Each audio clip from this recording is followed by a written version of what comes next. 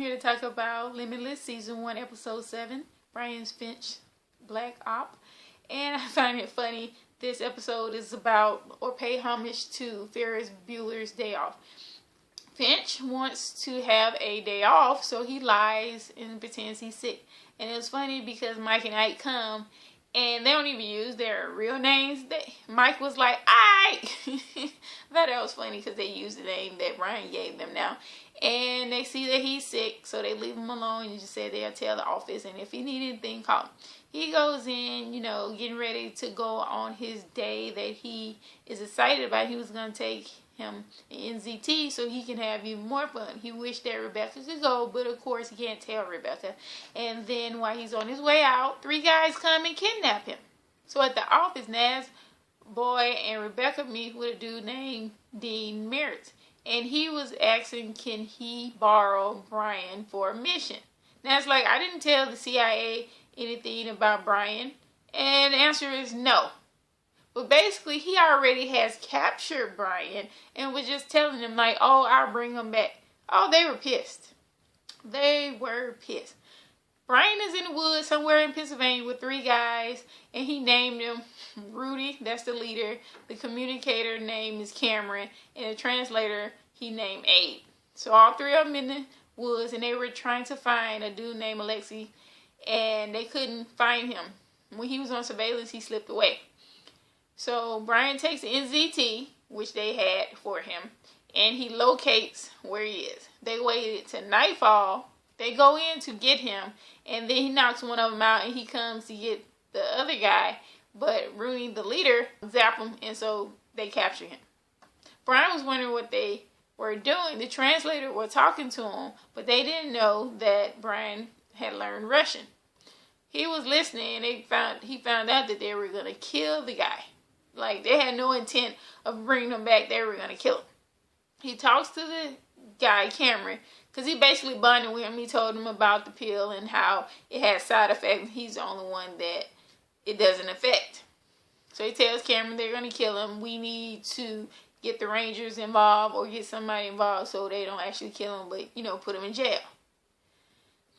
Cameron's like, I can't send out a distress signal here because it's in hearing range. So he will go out and, find the Rangers and tell them that he hurt his foot and, he's a lost hiker. But Brian, while he's doing that, Brian goes and talks to the guy, and the guy's like, I'm not a terrorist, help me, everything, because Brian's like, you about to die. And then Rooney comes in, and the translator come in, and Brian goes to see Cameron. He came back. Cameron shoots Rooney.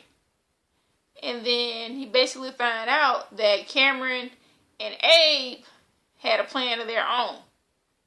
And what happened was, okay, so let me back up. In New York, Naz gives Rebecca 6 names of agents when they had last collaborated with the CIA. And then Boy went and talked to his friend that is a CIA now, and she threatened the names like, if you don't tell us anything or let us know something by Brian, then I'm going to release these 6 names. It's going to burn your agents.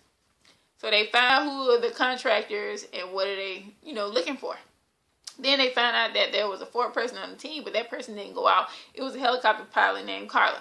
They find Carla, and she basically tells them that Alexei married a lady, and his father-in-law basically took money from the CIA to make sure the kids don't turn bad, but then he was giving the money to the Taliban and playing both sides.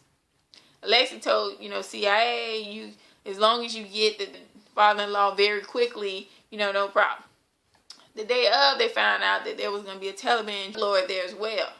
So Mary didn't take any chances and bombed it instead of just going in and getting the father-in-law. But Alexei had left, so his wife and his son died. And then the brother of the Taliban leader that got killed had put a bounty on the head. And then also they had made, word got around, because it's convenient that Alexei had left the building before it got bombed, so they marked him as a traitor. But the bounty was $5 million as a corpse, and then $10 million for alive. So Cameron and Abe had made an agreement that instead of killing him and getting the $5 million, they would do $10 million. Brian's pitted Cameron against Abe. While in the woods, Cameron gets a call from Merritt with Nas, Bueller, and Rebecca standing there asking about Alexei and then asking about Brian. So Brian starts talking to him. You know, he's all bubbly and giving clues. And then that was it. Cameron shoots the translator because he was saying that the translator had all the connects to get the money. And Brian's like, oh, me being on NZT, I can sit here and find it out for you, and then you can have all the money to yourself. Cameron kills the translator, like, you better be right. But Cameron wanted the pill himself so he can be smart because he had got, like, he didn't do well in Navy SEALs. He just didn't do well in all the things that he wanted to do. So he was like, oh, be smart. When he shot the translator, he went down, and then Alexei was able to get away, and then he slit Cameron's throat. Finch is like, I help you and everything. So he wanted the pill, but Finch is like, I laced it, like I put poison on it, so it's not good to take. He didn't care because he's like, I just want peace. He took the pill, and it was funny because at the end he was sitting there delirious and everything, and then just like on Ferris Bueller, the principal get on the bus, but he gets on the school bus and he's walking and stuff. He sits by a nurse. She asked him gummy bear, so it was a good comparison. So Brian is in the woods and he don't have any NZT, so he can't find his way out. And then he yells, and Rebecca used the code that he was saying when she was talking on the phone with him, and then she found him. And then they were at the office and he was debriefed by Nas, and then Rebecca felt bad because she felt like, oh, he wasn't tainted before he came there, and now he has to see all this stuff. And he was like, oh, it's okay and stuff. And then he made a reference to Ferris Bueller, and she didn't know. He was like, oh, we got to watch it.